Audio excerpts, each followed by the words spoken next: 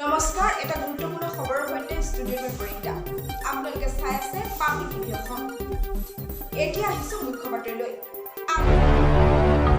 লাহৰীজান চাহ বাগানত বুজন পৰিমাণৰ গাঞ্জাসহ 3 সৰবৰাহকাৰী আটক।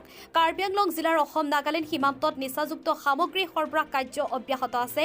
চুবুৰীয়া ৰাজ্যৰ পৰা মাৰাত্মক ড্ৰাগছৰ পৰা আৰম্ভ কৰি অন্যান্য নিচাযুক্ত সামগ্ৰী সৰবৰাহ কৰাৰ বাবে কাৰ্বি আংলং নাগালেণ্ড সীমান্ত অঞ্চলক নিৰাপদ কৰিডৰ হিচাপে ব্যৱহাৰ কৰি আহিছে যদিও এলেকাটোত আৰক্ষীৰ ধাৰাবাহিক অভিযানৰ ফলত প্ৰতিবাৰ সৰবৰাহকাৰী প্ৰচেষ্টা ব্যৰ্থ হৈ আহিছে। কালি এলেকাটোৰ পুৰণি লাহৰীজানত প্ৰায় 3 কোটি টকা মূল্যৰ সন্দেহযুক্ত হেৰইন উদ্ধাৰৰ পিছতে আজি পুনৰ লাহৰীজান চাহ বাগানত বুজন পৰিমাণৰ নিচাযুক্ত গাঞ্জা উদ্ধাৰ হোৱা ঘটনাত তীব্ৰ চাঞ্চল্যৰ সৃষ্টি কৰিছে।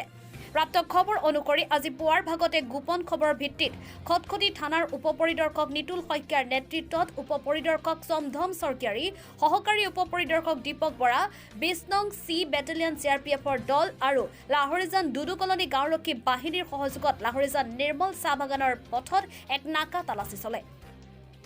বিয়লি 12:30 আৰক্ষীক দেখা পাই ৰূপালী ৰঙৰ AS01 MB 4394 নম্বৰ এখন ৱাৰ্ণা বাহন পলাবলৈ চেষ্টা কৰে। তৎক্ষণাত অভিযানকাৰী দলটোৱে বাহনখনৰ লগতে বাহনখনত থকা 3জন লোকক কৰায়ত্ব কৰিবলৈ সক্ষম হয়।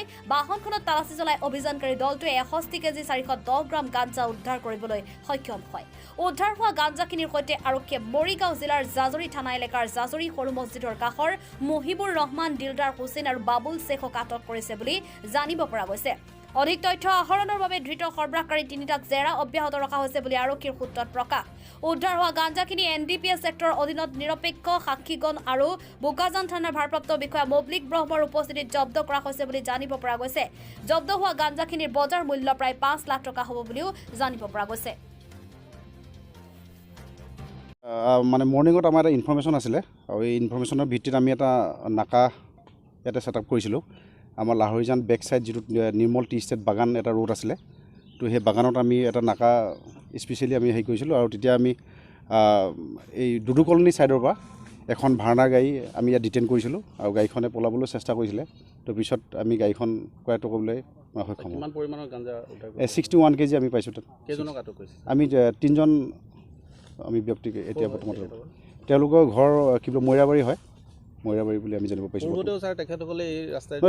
সেইটো বিষয়ে তদন্ত চলি আছে।